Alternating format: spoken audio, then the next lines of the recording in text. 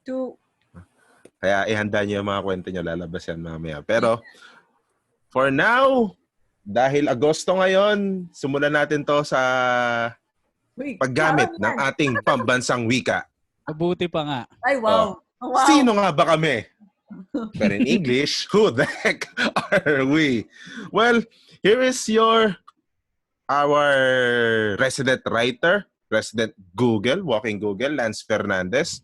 Here's our resident football guy, Claro, and here's our resident sports official, Claudia. And here's me, Jay De La Cruz. Who the heck are we? That might be the question that you're asking right now, pero ngayong gabi or ngayong araw na ito, in this episode, we are the guys that are going to talk about the people who masasabi nating very overlook, nasisisi nang wala sa oras, kahit ginagawa naman talaga nila ng maayos yung kanilang trabaho. And perhaps masasabi natin, I don't know if you guys agree that this is the hardest job in the entire sports industry. And I'm talking about being a referee. Claro, Claudia, Lance, pag-uusapan natin ngayon ang mga magigiting na referees. Are you ready, guys? Mga zebras. Diba mga zebras? Okay. Yeah. School crossings. Pero actually, no, that's one thing I miss, no. Bakit kaya zebras ang no? Ba't kaya ganun yung kulay ng mga referees? Lalo na sa 'di ba? Sa United States, no.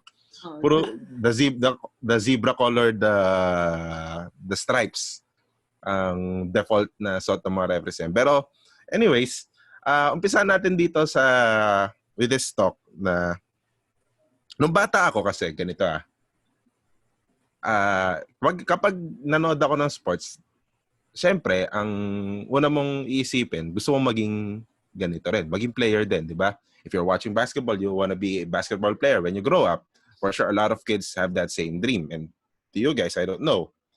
Pero as time goes on, lalabas yung mga circumstances that will somehow hinder you to become the athlete or the star that you want to be when you grow up.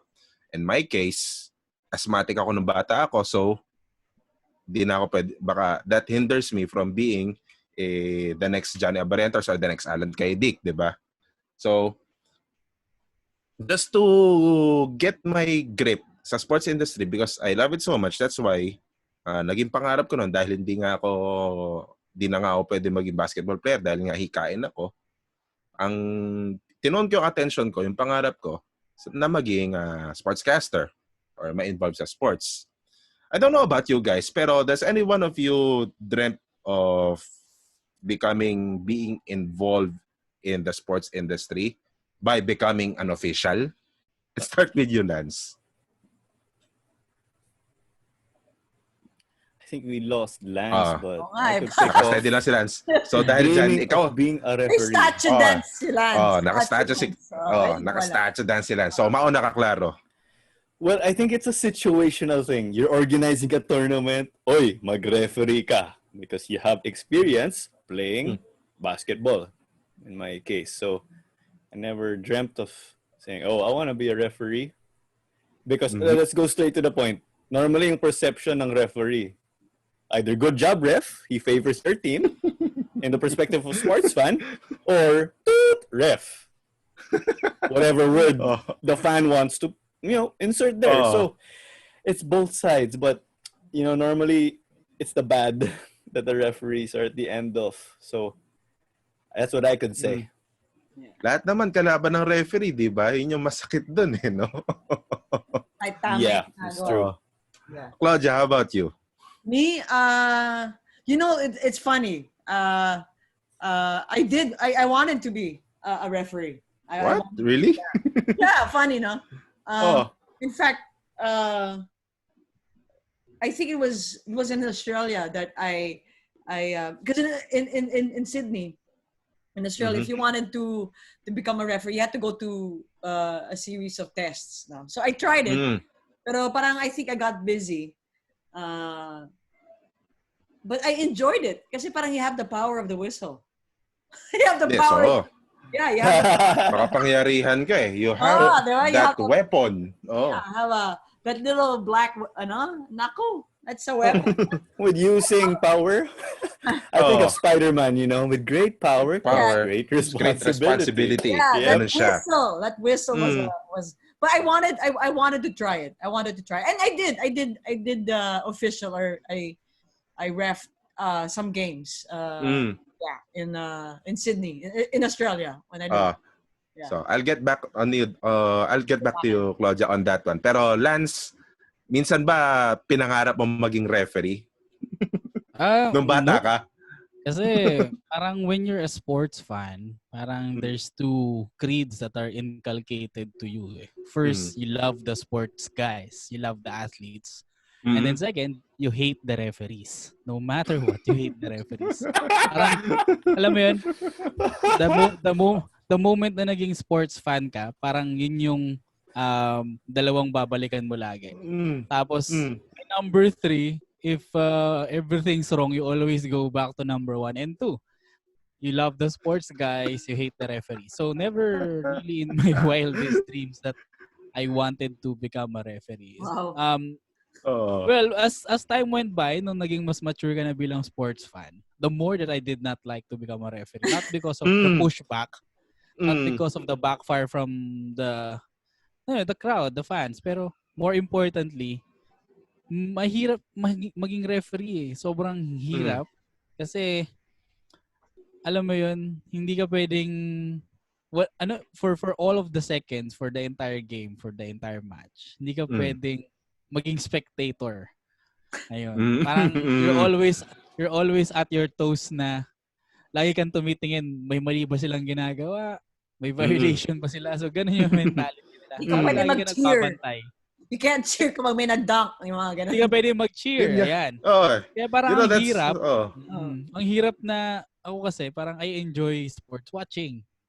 So, parang ang hirap na nanonood ka, pero at the same time, kailangan mong punahin yung mali. As an analyst, okay. Pero pag referee, wherein your job is to really find out what's wrong or, alam mo yun, punish the violations, parang hirap pagsabayin para sa akin. Kaya never talagang sumagi sa isip ko na magiging referee ako, at all. Yun yung hirap din nakakapagtaka, no? If you see the GOATs like Michael Jordan or Kobe Bryant or Robert Jaworski, di ba? If somehow, kahit referee ka, you're a fan of their greatness, di ba? Pero if you are refereeing that guy, di ba? How could you appreciate? Paano mo ipapakita yung appreciation dun sa tao niya na gumawa ng isang napakapambihirang bagay? Pero di mo pwede ipakita kasi referee ka, di ba? Baka mamaya nakita mo mag-360 dunk si Michael Jordan. Tapos bilang referee, mamangha ka. Pero in the process pala, nag-3 steps na si Michael Jordan. Sabi pala, di mo tinawag, di ba? Pangit naman nung kung biglang nag-dunk si Jordan tapos ang unang tumalon yung referee, di ba? Or tawag nun? Jordan dunks on the fast break. Sumabay sa poster. Ito pa, Sir Jay, Lance, Claudia. Jordan dunks on the fast break, may end one. Problema, Jordan lang yung nasa offensive end. Walang kalaban. Foul yung referee. Tumawag ng N1 pero walang bantay. Walang bantay. Ayun. Everyone else is on the other end. Halatang-halata mo kung may pinapanigan yung referee. But there's an incident. May kasama pang foul. Sisigaw pa. Naging commentator din. Easy layup. Biglang ganun Yung Michael Jordan thing with the referee, Sir Jay, there's a video going around the internet. Jordan playing for the Wizards. The referee asked, "Did you see that, Michael? Did you touch him?" And MJ said, "No, I didn't touch him." "Okay, I believe you." And then he went up to the table and said, "Someone else, I think someone else, iba yung tawag." No foul on Michael. And the ref goes, "I believe Michael." Ayun, sa huli pala yung "I believe you." I believe Michael. Caught on cam. I don't know if anyone was mic'd up there or MJ. Those mics are small normally of the players. Yeah. Pero that would be cool. Marami tayong makukuha mga tales from the referee side. Pero speaking about tales from the referees, for sure you guys have a lot of tales about the referees. Mga kwentong referee, sigurado marami kayo. So, Claudia, mauna ka na, mga kwentong referee. Oh my gosh. Okay. Saan ka mag-uumpisa? Stop laughing, guys! There was one time sa mahaba to. this was so funny. Sa PBA, fast break si Dindo Pumaren. I'm not sure kung naralan nyo to. Fast break si Dindo Pumaren. May kasabay siyang referee. Nadapa yung referee.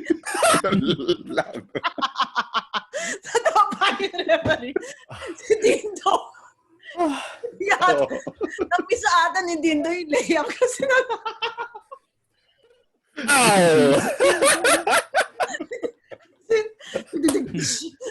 Yun lang. Pati commentator at saka ako. Tumatawa? Yeah. I forgot. But anyway, as a kwentong referee, tama din si Lance, you know.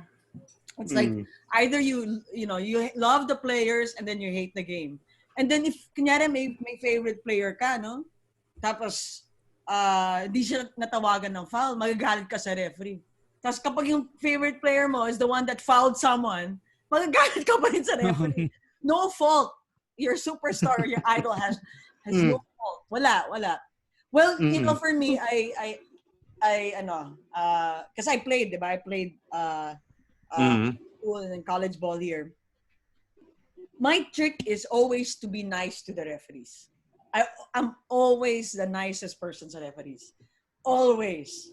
So, you know, after 25 years siguro, I'm 20 years, I'm revealing. Sometimes when sa sobrang, you know, bait ko sa mga referees, when I travel, they don't call it. Yeah. Pivot ako. Normally when you pivot, your pivot foot, I would lift pivot foot. And then I shoot the ball. I shoot ko yung ball. That's they were running, no? We're running. The referee would be beside me. Claudia, nag-travel ka. Claudia, nag-travel ka. Sorry. Sige. At least may reminder pa rin pagkatapos na ginawa kang mali. Claudia, nag-travel ka. Actually, they called me by my last name. Perain, nag-travel ka. Perain, ha? So, yung mga nagsisimula pa lang po mag-basketball, may natutunan po kayo. May tips, Nice to the referee. May tips tayo from Claudia Perain. At hindi na po matatawagan ng inyong mga traveling. Oo. Travel ka. Perain. Tapos kaya... Pero effective yun, ha? Effective yung gano'n. Yung very nice ka sa mga referees, ha? Pero ay nag-travel ka, wag ka na mag-travel ulit, ha? Hindi kita tatawagan. Okay. But it wasn't during the crucial time. Siyempre kapag crucial, they won't do that, diba? Oo. But I think obvious talaga yun. You can let go of it in the first half, maybe. Yeah. Pag yung 6 na step na hindi ka nag-dribble, yun talaga tatawagan. Pero yung pivot kasi hindi halata. That's a lot of zero steps, ha? Hindi halata. Baka na kasi, di ba? Pagkakuha mo ng bola, so establish mo yung pivot mo, magde-dribble ka, di ba? So mistake. Usual naman yun eh.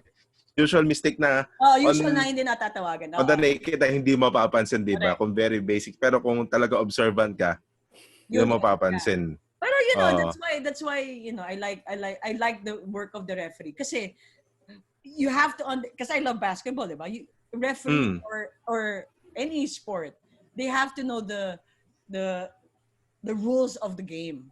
And in fact, they're the Absolutely. ones. That's why I like it because they understand the game to the T.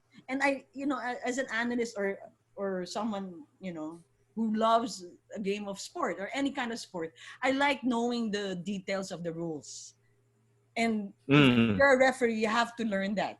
But if you're really a fan of any sport, you want to do that. You want to have a deeper knowledge of your sport. Kaya I always wanted to be an official, whether it's a referee or an organizer. And so hats off sa referees kasi they know the ins and outs of the game. They know, you know, they know what to do. Siyempre, they know what is wrong, what is right. Yun. But I have so many stories, especially when I was playing sa basketball. Because when I was playing, I was rough. I was a defensive person. I was very rough.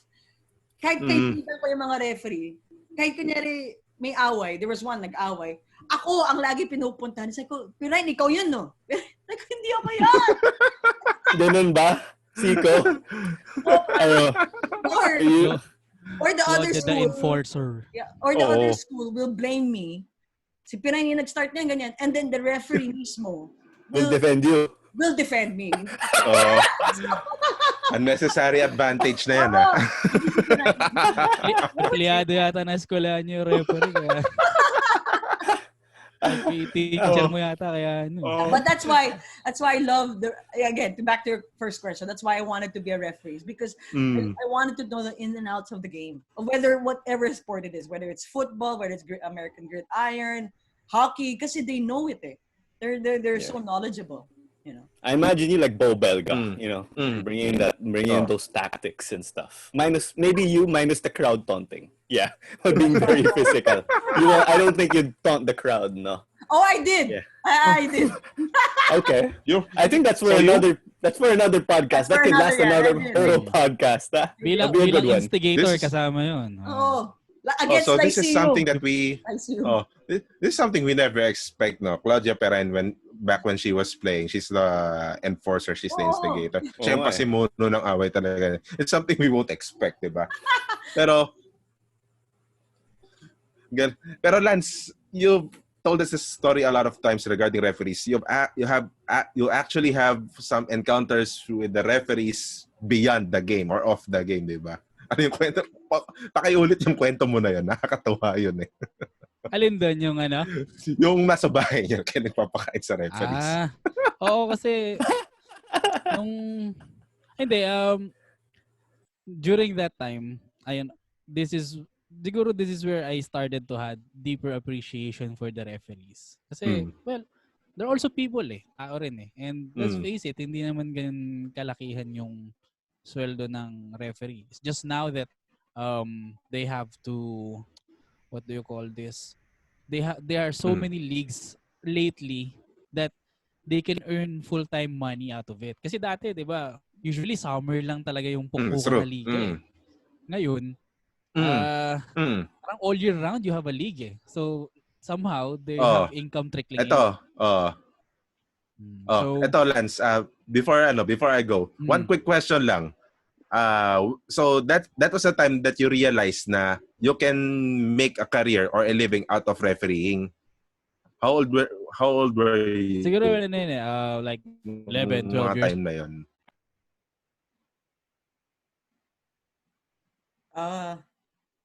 Claro, I think we lost the two of them. I think we lost Lance and Jay.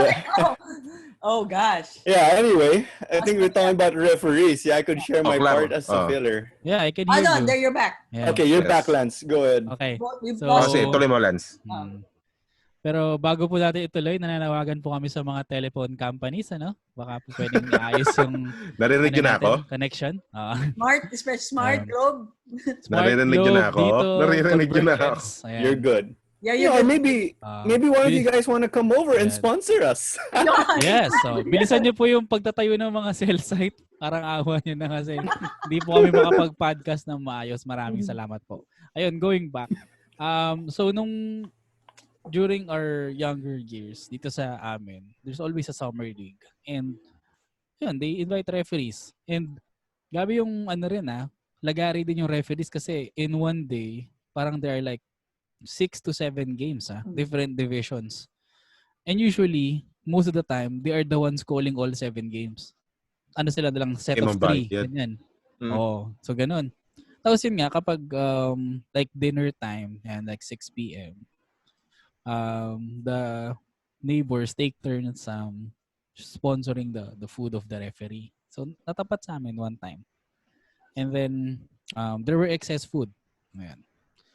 Tapos the referee asked, baka pwede pong hingin na lang yung excess for my kids. Aww. Hingin naman namin. So, parang at that moment, parang Well, most of these, they get berated, they get, crucified, figuratively. Pero, they're still people. Tapos, they look for their family. Sometimes they're the breadwinners. So, if only more fans can see that side, maybe we'll be nicer to them. Yun lang. Pero at the heat of the moment, marami rin akong experiences with referees. Yung talagang out of the moment, parang feeling mo mali yung tawag. Kaya napapasigaw ka. Ganyan. Tsaka heat of the game yun eh. Heat of the moment.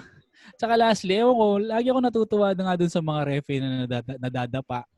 Yung natatamaan ng bola. Yung nasusundok. yung nasisiko inadvertently kasi malapit siya dun sa baseline tapos may nagsisigawan na player dyan or na Carlos Boozer incident.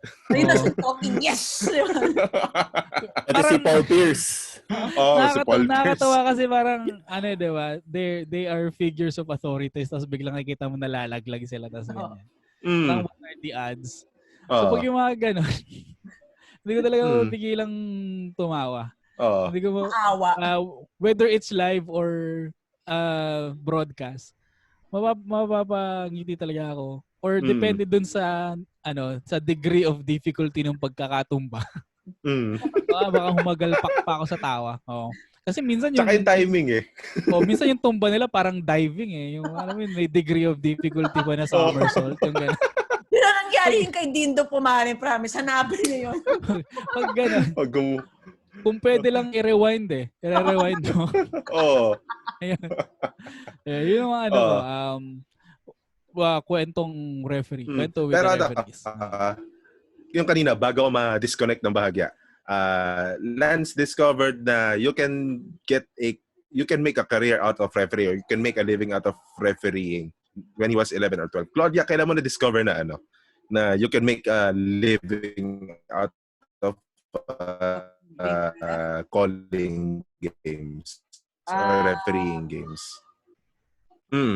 When did I? Actually, yung college nga. College, I did that. And also when I lived in Australia. When I lived there. It could have been it was like a more of a casual job. So it could be like a Saturday, Sunday job. Ganun. Like ref the games. The Filipino, there was a Filipino-Australian tournament. Yun. I would Nice. Yeah. So Saturday, Sundays. And again, you have to train it. You have to get a certificate. It's called a certificate 3, certificate 4 as referee. If you don't have that, you cannot ref. So classes to do that. So and it paid well. I mean, I lived in Australia, so it paid well there. Yeah. Yes. Claro, how about you? Tapos isabay mo na rin yung kwentong yung mga kwentong referees mo. When did you discover that you can make a living out of refereeing, calling games? Well, me personally, I always thought that reffing is really a regular job because it's down because basketball here never stops talaga in the Philippines. But on my part, organizing intramurals in my high school, that's how long ago. I just saw the situation to see, okay, we'll have student refs. So I stepped in as like the commissioner / head of student refs. And then, ayun, I briefed them on the rules. Yeah. Okay, pero yung mga matanda, yung mga seniors kami, who's gonna ref our games, no? So that's when the PE teachers would ref. And we were having a close game with another class. So they got the rebound off the missed free throw. Time out. And I'm like, you can't do that. This isn't the NBA. Nagalit ako sa referee. And they let them call the timeout. Nagalit ako sa teacher mo. Yeah. So, weird sa teacher mo, tama. Pero weird eh. Kasi I was a player. No, thankfully my grade was coming from my basketball coach. That's a good question. And here's the thing. Because of that timeout, they had the chance. So what happened? They had the chance to run a catch and shoot in that game. So of course you're gonna be furious. They got to advance the ball to the sideline. Damn. Okay, another one naman is so there I fought the PE teacher. Another game. Our class was in another close game. Oh, thankfully we won that game, by the way, where the NBA timeout was called. Okay, so may isa pang game. Dead ball. May inaway ka ulit. Actually, no. I realized it after. Nahanap na natin yung male counterpart ni Claudia bilang instigator. Who would have thought? Who would have thought? Okay, so what happened was, PE teacher. Nag-iiba ang look kapag nagbabasa. Okay. I had a supportive class advisor. Okay. Shout out Mr. Amorsolo. I hope you're listening to this podcast, but that's all the details I'll give with names. Supportive class advisor, because he knew his basketball. He called a timeout for us, dead ball. Okay. My teacher called it properly. Props to him. He knows the rules in fairness. So he moved the ball up. I realized when I was reading through the rules, our inbound for the catch and shoot was on the half court. That should have been on the sideline by the free throw line. I realized. Free throw line, yes. Yeah, I was the inbounder. Unfortunately, I found my classmate. He took the shot. It missed. I don't blame him for that. He took a good shot. Talo kayo. But yeah, we lost. But it would have been a different play if we inbounded on the sideline. So ayun, what we did. I came up. I read the FIBA rulebook, and it was fun. Because we know the practices from playing competitively. Okay. So I got the rulebook. I summarized it. I said, "Oh, okay. If they call a timeout in the fourth quarter, dito yung inbound, ha? Last 2 minutes. Call a time, yeah. But if it's not last 2 minutes, dito yung inbound sa likod. Rules like that. So I set the rules there because we saw there were a number of inconsistencies. Another counted ba rin to as a referee? We were in another game. We were playing catch up. And I realized, yung table official, every time my dead ball, nare-reset yung shot clock. What the heck? I'm expected to get the stop. Damn. Come on. I'm like, sumigaw ako. Were these your teachers? Oh, the scoreboard operator, they're the people who come from outside. Okay. I bring them in. Eh, sabi ko, ate, nire-reset mo yung shot clock every dead ball. Paano yan? Diba? Because sometimes you use your fouls to really stop the clock. Yeah. Yeah, because that belays your opponent. So that's what happened. Another story happened a few times. I was taking a 3-point shot. It missed. Okay. But the referee called it unsportsmanlike on the guy guarding me because he swiped the ground. He didn't touch me. Okay, 2 free throws plus ball possession. So I'm like, okay. I think it's a correct call. Another time, I got uppercut by a batchmate. Referee called a foul, but I don't know if the ref was protecting me in those 2 instances. I was the organizer and I was the one, paying for their sweldo. But I think the calls were correct, I could say. But it entered my mind. Is the ref being nice to me because I'm the one taking care of them? Caring for them. Yeah, but I didn't do anything. I did not extend any elbows, I can say. I did not extend any elbows. So I think that was my story. Yeah, pretty much fighting the PE teacher. Sana kinuha mo history teacher, science teacher, mga chemistry teacher mo. So before every game, as a commissioner in a small school intramurals tournament, my briefing, reminding the student refs or the PE teacher referees, sir, this is how it goes, and you guys can consult me if you want to be sure to make sure that things are standard. Yeah. Okay. Ang na-realize ko lang dito, if I'm the one organizing a league or tawag dito, kung ako yung coach o kung ako yung kakampi nila, I would not go anywhere near these 2 guys, either Claudia or Claro. Lalo na si Claro. They play the same brand of basketball. Ako yung mabait. They play the same. Mabait sa ref.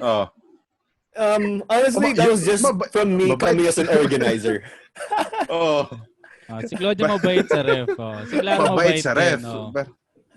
Yeah, sure. I'm always nice to the ref, promise. Referee mabait din kay Claro kasi siya yung may hawak ng sweldo nila. Yun nga eh. Pero here's the thing. Ito, kwentong when I realized that, actually di ko pa na-realize, pero the very first time I found out na you can make refereeing as a career, nung college ako. Remember, you have these usual college orientations pag freshman, pag first year ka. When you're the freshies. Then, yung time pa namin na yun, kami yung mga experimental batch na wala pang course ng first year. So, we were given that first year to really make a more concrete decision regarding our future sa college. So, yung orientation doon, pagdating ng presentation ng Bachelor of Physical Education, nakita doon, isang mga career option doon, refereeing, table officials. So, ay, pwede pala to. But you know the sad part, doon sa presentation na yon, nakalagay doon, refereeing, table officials, tapos merong open and close parenthesis, barangay leagues. Ay. sabi ko, barangay leagues. Since nung high school ako, I was a varsity player, so I was also considering na baka pumasok ako sa sports. This is a consideration, Bachelor of Physical Education. Nakalagay doon, refereeing, officials, refereeing, pero barangay. Teka lang, ba't barangay? Ba't barangay lang mararating na? Wala ba ng mga tipong mag-aaral ka tapos mapupunta ka sa mga tipong PBA o tatawag ka ng international, di ba? PBL pa ng time na yun, di ba? So sabi ko, discourage ako. Sige, tuloy ko na lang engineering. Pero, the time that I figured out that you can make a serious career out of refereeing when I got involved with the guys sa SBP, you know. Kasi, one classic example dito, Mr. Bong Pascual, di ba? Yeah. International. Yeah. He's with the PBA now. Pero, actually, the first time I met Mr. Bong Pascual was in a league a local collegiate league, yung NCAA. Mm-hmm. So the referees were handled by the SPP guys, and lo and behold, pagpasok dito, I was about to call a game. Pagpasok ng tao, the one's gonna refereeing is the international referee, Mr. Bong Pascual. He's gonna referee a local collegiate league, di ba? So ako naman, nagpaka-fanboy ako noon. Early years ko pa noon ng pagtatawag ng laro eh. And then, when I got seriously involved with the SBP guys, that's when I found out na the SBP has this certain program sa mga pool of referees nila. So, right now, during that time, si Mr. Pascual pa lang, international referee doon, and a couple of guys, si Mr. Boron and Mr. Mike Tolentino, then, meron silang mga sinet-up na programs that yung mga referees, yung mga local referees, yung mga national referees that are under their pool, they're also being trained na to be international referees or at least to be a continental referee. Na dito sila tatawag within our zone. So then hearing a lot of stories from Mr. Bong Pascual na tipong nakarating na siya nakapag-Olympics na siya, ilang Olympics na natawag niya. And to London, he went to Brazil, ilang worlds na natawag niya. It's like nakapag-around the world na siya. Just by refereeing. So, that's the amazing part. And that's when I found out na you can really make a career out of this, di ba? I don't know about serious money, pero talking about the fulfillment, di ba? Nakakapag-around the world ka. A lot of people are looking up to you, not only here in the country, but also outside of the country. So, ang saya lang ng pakiramdam. Yeah. Pero, going on that sense, di ba? Ang malaking bagay doon is kung ano yung nagagawang special nitong mga referee na to. How are they keeping themselves so good or so precise, or yung how do they maintain that top caliber, 'di ba? Kasi ito na yung kwentong referee ko, nakakatuwa. Ewan ko, matutuwa kayo. Yan ang haba-haba na ng ano. Sa lagay na yung intro lang yun, ha? Oh. Intro lang yun, ha? Oh. Hindi, kasi, ito, here's the serious part kasi. Nagagaya na tayo sa ibang podcast, ha? Oo nga. Intro mo lang yun, Jay, ha? Sa lagay na yun, pasakali. Akala ko yun na yun, eh. Pasakali yun. Kasi, hindi. Here's the serious part kasi. Sige, go ahead. Yung kwentong referee ko. Kasali ko sa intercompany basketball tournament. So, there's one incident, I got a defensive rebound. Aktong ipapasok ko na yung bola. Tatakbo na kami. somebody hacked me. Pam. So, siyempre, naramdaman ko. Play goes on lang, tumatakbo na yung mga kampi ko. Pero ako, di ako makatakbo because there was this sharp pain on my arm. And when I look at it, my right arm was already broken. So, wow. Saktong-sakto, pagpasa ko ng bola, bumaksak yung kamay. That was the hand of the guy in defense was trying to steal that ball. Sakto tinaman yung arm ko. And sakto yung time na yun na yung arm ko is extended, lahat ng pwersa ko nasa kamay is at its weakest. So, nung tinamaan, bali yung braso ko. Guess what? Walang foul na tinawag, tuloy ang play. Bahala ka, sabi na rin. Di ba? Oo. Wala na, lahat sila, nakatingin na sila dun eh. So, malala pa sa no blood, no foul yun. Bali na. No break, no foul. Natigilan. So, it's just so ang malala pa rin, nakapag-set up pa yung teammates ko. Naka-half court set na sila eh. Hindi nagtaka yung referee na, ba't 4 lang yun? Para akala siguro hindi na ako bumaba na pag naghihintay na lang ang bola. Yung mga tipong mga recreational na laro, na pick-up games na wala na bumababa sa depensa. Cherry picking in English. So, wala na bumababa sa offensive depensa. So, when you look at me, nagtaka siya, nakaupo na ako doon. So, doon niya tinigil yung laro. Sabi niya, teka lang, injured ako. So, that's the time na ito yung pumapasok yung parang hinanakit ko na hindi naman hinanakit, pero bakit may mga ganong referee? For sure, you guys experienced some bad calls or seen a really horrible call. Yeah. So, yun yung kwento ko. So, that's the next part of my kwento. That's the most horrible call that I've experienced in my entire life. Hindi lang nakita, naramdaman ko pa. Someone hacked me, my arm got broken, yet the play goes on for good 5 seconds. That's my kwentong horrible call. For sure, you guys have your shares of horrible calls. Let's start with you, Claudia. I'm trying to remember. Ang dami kong Maybe the ref forgot you were being nice to him or her. Wait. There was one. Not sure. No, it's not. It wasn't one specific call. It was when I was playing in Taiwan. I think I played in Taiwan. I was playing in Taiwan, and we were playing the host team, right? So, siyempre, the calls were not in our favor. Siyempre, I couldn't be nice to them. I didn't know how to speak their language, di ba? So, isa lang naman yung language na alam nun, di ba? Home court talaga. The referee there's a statistic to show the referee sort of plays to the crowd. Not intentionally though. Yeah, but it's a psychological thing. But back to you, Claudia. Yeah, but basta there was a series of bad calls. But I can't really specific one. Maybe later I will. Pero there was one I remember doing this again. Kids, if you're listening, please do not follow what I'm gonna say. It's gonna be bad. I was not much. Yeah. So there was I think I clearly remember what I did. Right? So it was actually on me. So this girl made a layup, and this girl was not being called for fouls. That's it. This girl was not being called for fouls, and she was rough playing na. Iba na yung rough playing. She was being very physical sa mga teammates ko. You could be physical with me, sige. But sa teammates ko, I will go at you. Right? So, sabi ko, sige, bahala na. Wala akong pakialam if I get thrown out. Sabi ko, wala akong pakialam. So, this girl made a layup. I got her. Sabay kami tumalon. I got both her hands and I dropped her. Bang! You didn't go for the ball, eh? I didn't go for the ball. I got both her hands. Bang! Then I looked at the referee. And then the referee, nakala ko bibigyan na ako ng technical. Nakatingin na ako sa kanyang ganun.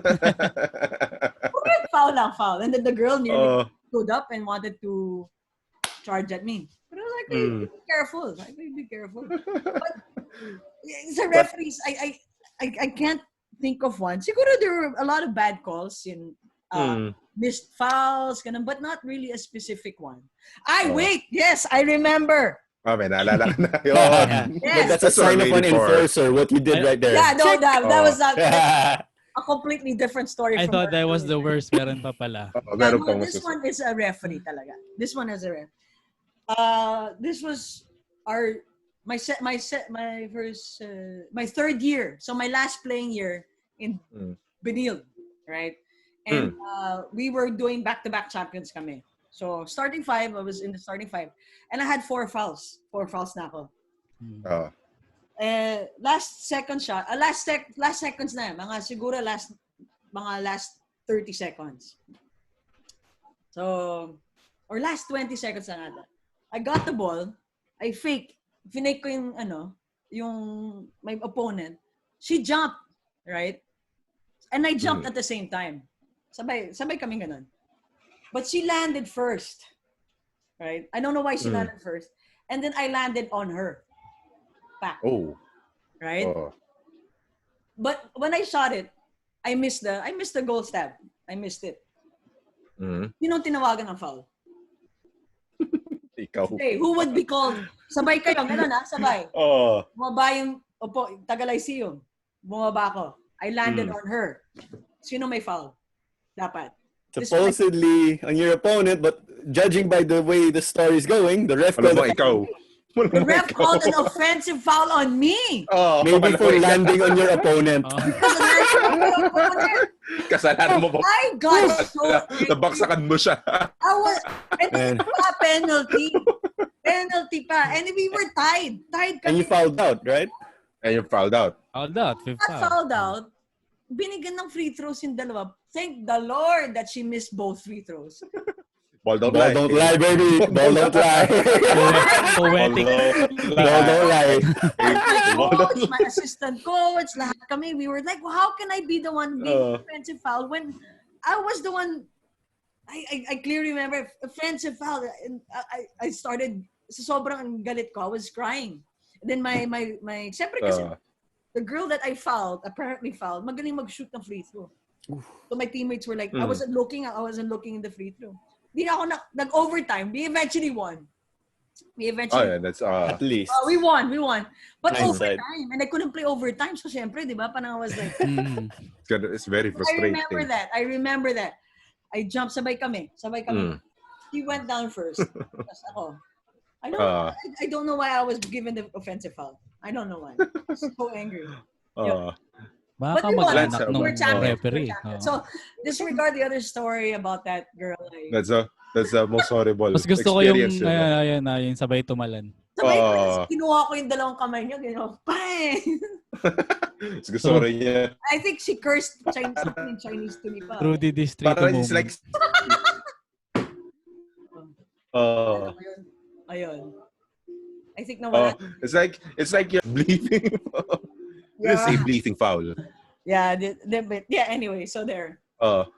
Lance, how about you? Siguro ewan ko na-experience niyo yung nagkaroon ka ng growth spurt. Yan, parang you were going towards your puberty years, ganyan. So, na-experience ko yan. So, nung mosquito in midget. Diba? Bigla akong tumangkad nun to my height now. So, parang from someone who's little, I grew fast. So, parang in a span of 1 year, yung mga nakakalaban mo na nakapantay mo lang, you are standing over them already. Tapos, yung masaklap dun sa ganun, hindi ko makakalimutan to. Hindi ko alam kung bakit favorite ako ng referee tawagan nung over the back foul. Wala. Baka kasi matangkad ka. Hindi na matangkad mo kasi, pero nasa mosquito ka pa. pero pasok yung edad ko. Pero ito nga, hinahayaan ko na silang mag-box out sa akin kasi alam ko na makukuha ko yung rebound kasi mas matangkad ako. Hindi na nga ako hindi na ako dumidikit doon sa nagba-box out. Sorry ka pa rin. Tapos minsan, pag iangat ko yung kamay ko na ganyan, bigla akong tatawagan ng pipituan ka. Ganon. So ako ngayon, paano ko lulugar dito sa sa laro? So ang ginagawa ko, hindi ko rin maintindihan ito. Kung kailan hindi ako nakikipagsikuhan, doon ako tatawagan ng foul. Pero pag yung patalbog yung bola sa ring tapos nakikipaggirian ka, Walang foul kahit sahurin mong ganun. Balik na dyan utak no referee na to. So simula nun, natuto na ako na mas gusto niya pala yung maliit. Yung action, umaatik ako. Yung action. Tapos ito yung mahirap nun pag ikaw yung pinakamalaking tao. Minsan yung konting masagi mo lang yung mga mas maliliit sa'yo, foul na. Yeah. Tapos pag sila yung, alam mo yung, minsan nasuntok ka na sa tiyan, nasuntok ka na kung saan. Nabigyan ka na. Tapos nandun na sa kabilang side yung bola, wala na sa side nyo. Walang tawag. Parang ako pala yan eh. So yun yung hindi ko makakalimutan kwento ng referee. Tapos yung, to close the story, feeling ko talaga yung referee na over the back, naging over the back na yung tawag namin sa kanya kasi pinanood namin yung mga susunod. Pinanood namin yung mga susunod na laro. Yun ang favorite call niya. Mapamidje, junior, senior, women's. Ganun lagi ang tawag niya. Parang nasa disadvantage sila yung mga matatangkad. Kasi, in fairness, consistent siya. Yes, that's true. Because you can scout the referee and know the tendencies. I think something Coach Chot and Tab mentioned when Gilas was in Spain. Tama naman sa pagiging consistent, tama. Pero it's one thing to be consistent, it's another to be correct. Kasi minsan yung mga talagang pinanood ko yung mga susunod na laro, yung mga mas matanda. Kasi talaga siyang tumawag ng over the back. Okay. So consistently wrong. Hindi naman, may mga tama naman. Kasi may mga obvious naman na yung nasagi talaga na salya eh. Pero yung may mga pagkakataon nga din na yung katulad ng sitwasyon ko na hindi na nga nakadikit dun sa nasa harap sa'yo habang rebound. Inabot mo yung bolang ganyan. Over the back foul pa rin. Kaya nung mga sumunod na taon, pag tinatanong naman yung referee, sino referee? Si over the back tsaka si ganito. Ako pa rin tayo. So alam na namin yung lagay namin pag si over the back yung referee. Kaya sobrang sigh of relief kapag yung hindi siya yung natapat doon sa laro. Pwede to. Okay, maayos yung laro. Pero pag yung makikita mo pa lang na siya yung pumupunta sa gitna ng court kasama yung pangalawa referee.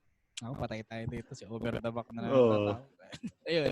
So yun, isa sa mga hindi ko makakalimutan referee si over the back. So kung nanonood ka man ngayon over the back, nasan ka man. Don't even know his real name, do you? Hindi ko alam. Basta tandaan mo. Don't even know his name. You don't even know. Nag-referee ka dati sa Kainta. Sa Vista Verde. Over the back.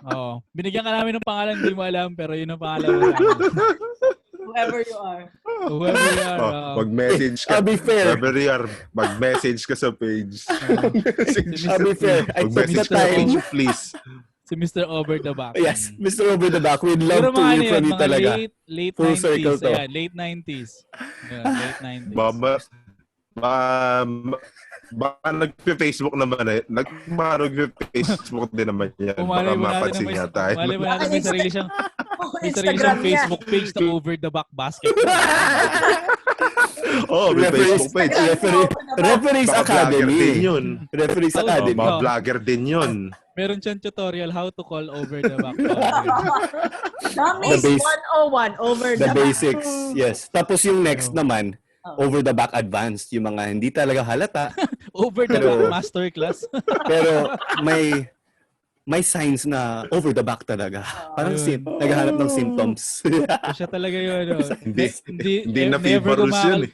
Never ko makakalimutan yan si referee na over the back. Hindi na FIBA rules yan. IBA rules na yun eh.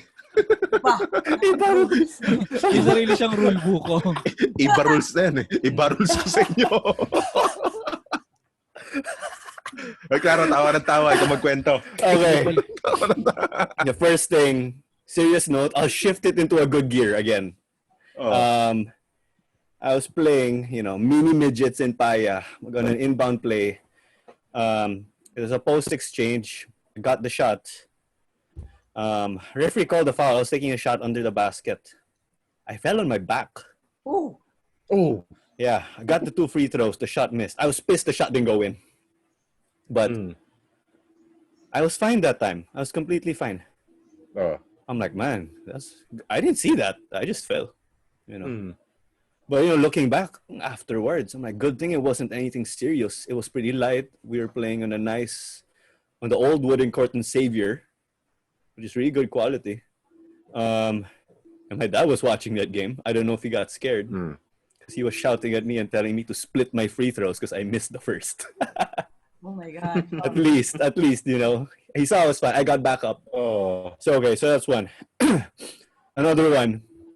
Okay, I was not part of this league. This is a really small league, you know. I wasn't playing, but the home crowd here, I was a spectator. The home crowd here was really crazy. It was the game was non-bearing, no bearing. It was just 2 teams out of contention, but it had the playoff atmosphere. Bakit? Dismissal time. Students were supporting their classmates. Crazy defense cheers. To the point a pocket of fans started cheering Ginebra. Halftime. Okay. Guess what happened after halftime? The referees called all 15 players to the court, lined them up 2 parallel lines, facing each other at the half court. Ref said, non-bearing game to. So you should, okay, in a nutshell, ad-lib na lang. This is a non-bearing game. You guys better tone it down. Because bottom line, they said this game's not worth calling. It's a playoff intensity. It's non-bearing. Guess what happened? Ref walked out. Yeah.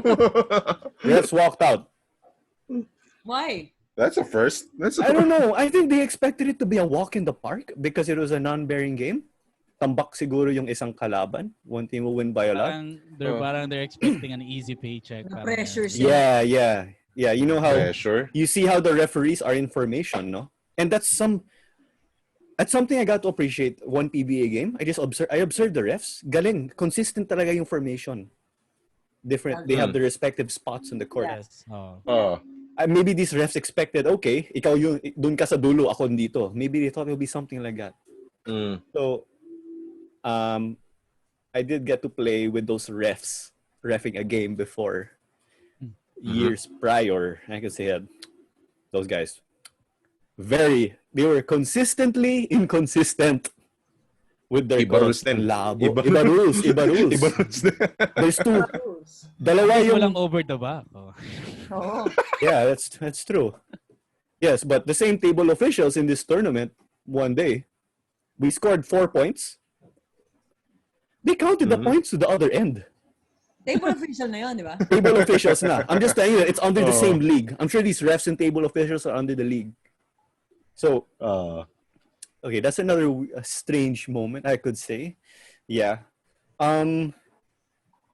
Yeah, I'm not sure if I have any other referee stories. Ako, I have. That's pretty much my referee tales. Yeah, but I can say yung magaling talaga na refs, very consistent.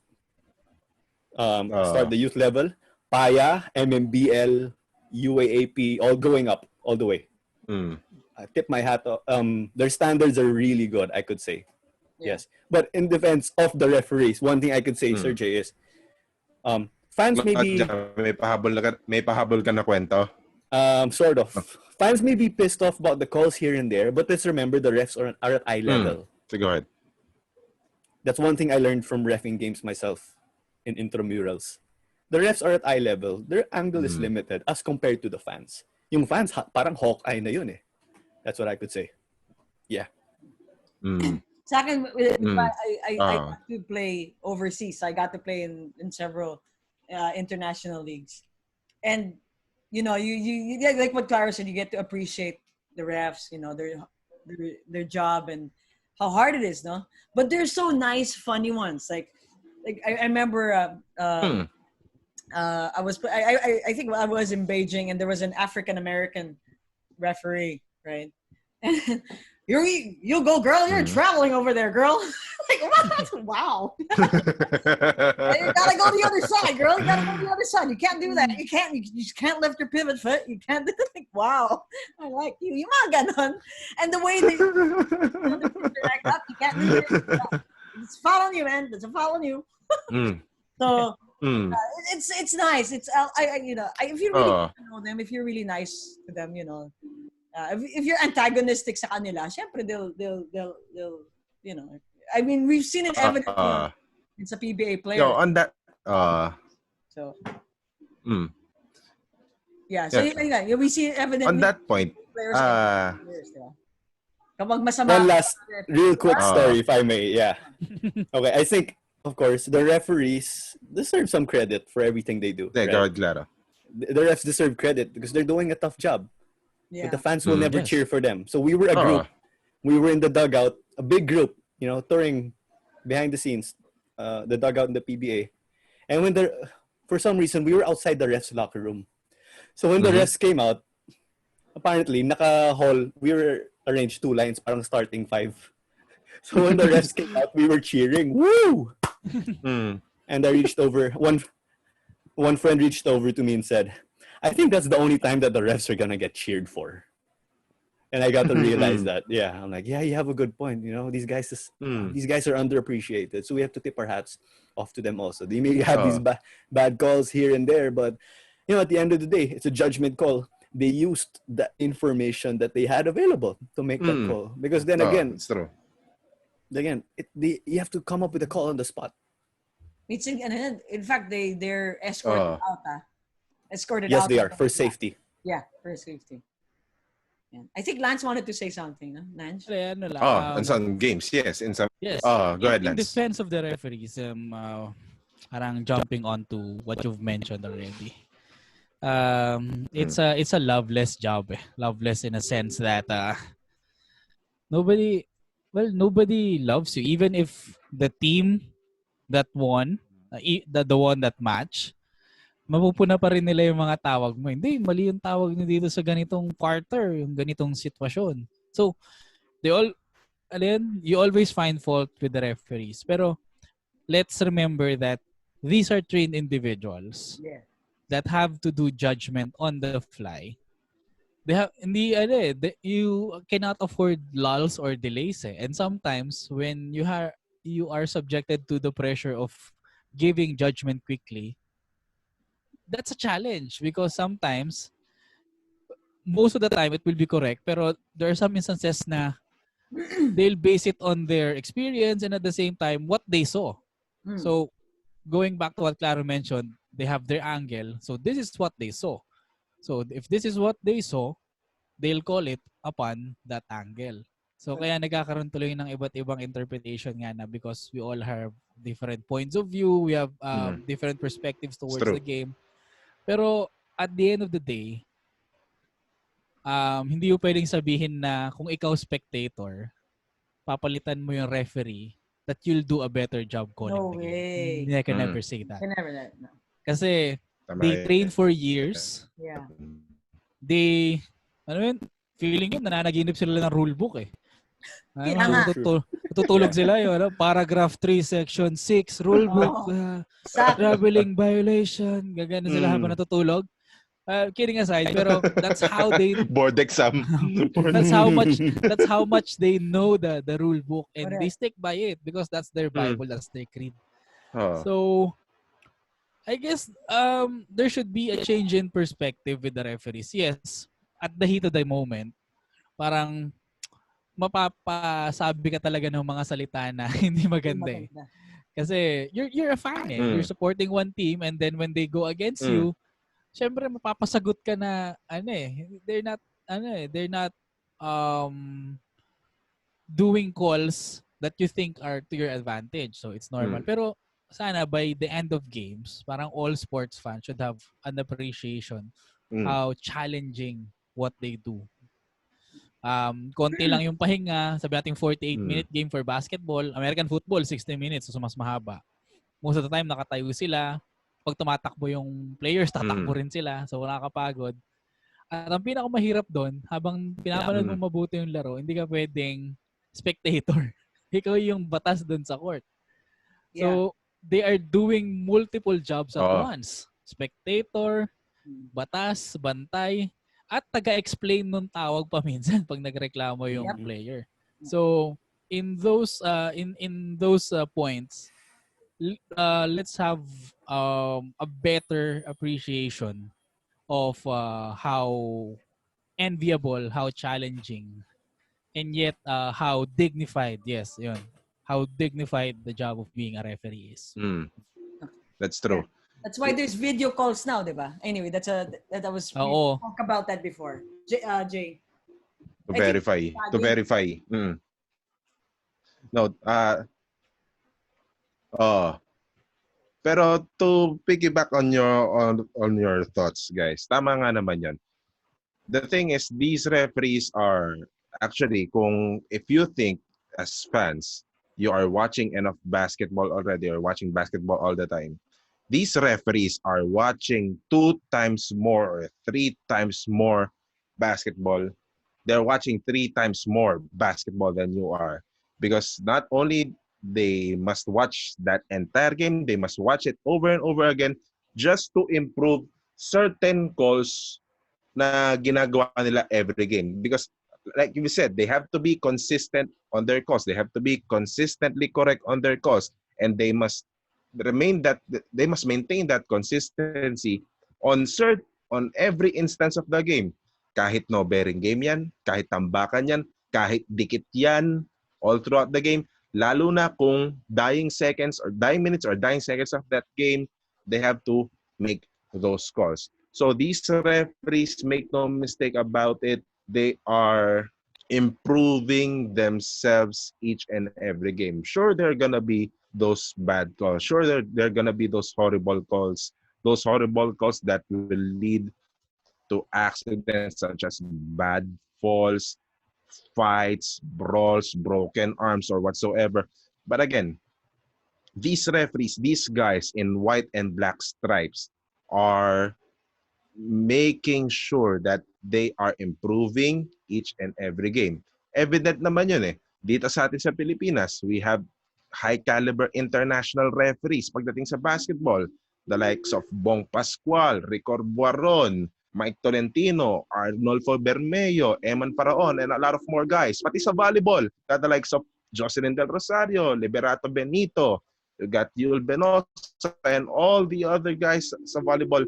You know, ganyan ng mga referees. And those guys that I've mentioned are living proof that these referees are improving their performance. They are making sure that they do the correct calls every time, each and every game, and making sure that they protect the integrity of the game. Kaya as a fan, I hope you guys have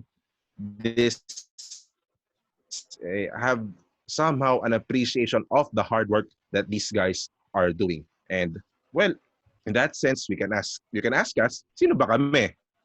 Well, we are the guys that just presented ourselves, that just went in the defense of the referees. That's who the heck we are. All right.